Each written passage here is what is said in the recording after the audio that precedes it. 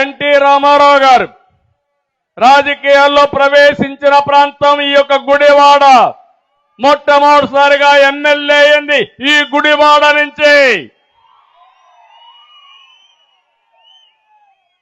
రాజకీయాలకు కొత్త నిర్వచనం చెప్పిన అన్నగారి రాజకీయ ప్రస్థానం ఇక్కడి నుంచే మొదలైంది. ఇలాంటి మహామహులు పుట్టిన తులసి వనం ఈ కృష్ణా తీరం. అలాంటి తులసి వనం ఈరోజు గంజాయి మొక్కలు పుట్టాయి ఇక్కడ. అవునా కాదా అని మిమ్మల్ని అడుగుతున్నా. అవును అంటే గట్టిగా చప్పట్లు కొట్టి చెప్పండి. ఈ గంజాయి మొక్కల్ని ఏరేయాలా లేదా అని మిమ్మల్ని అడుగుతున్నా.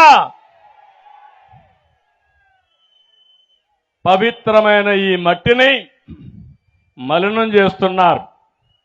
అధికారం అంటే బూతులు, దోపిడీ, క్యాసినోలు, పేకాటలు, కబ్జాలు. వింటున్నారా తమ్ముళ్ళు? నిన్న కూడా సంక్రాంతి వచ్చింది.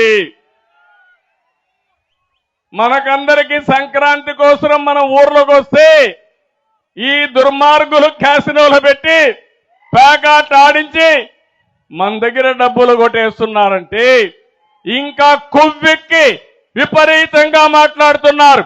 ఒకటే చెప్తున్నా, తెలుగుదేశం ఎవ్వరికీ భయపడదు. భయపడే సమస్య లేదు.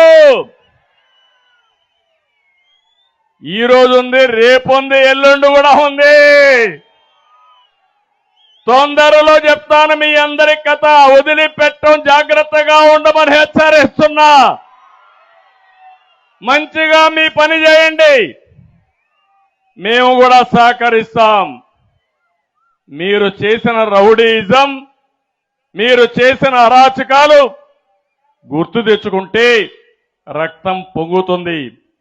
15 సంవత్సరాలు నేను అధికారంలో ఉన్నా. ఎన్టీ రామారావు గారు 8 సంవత్సరాల అధికారం ఉన్నారు.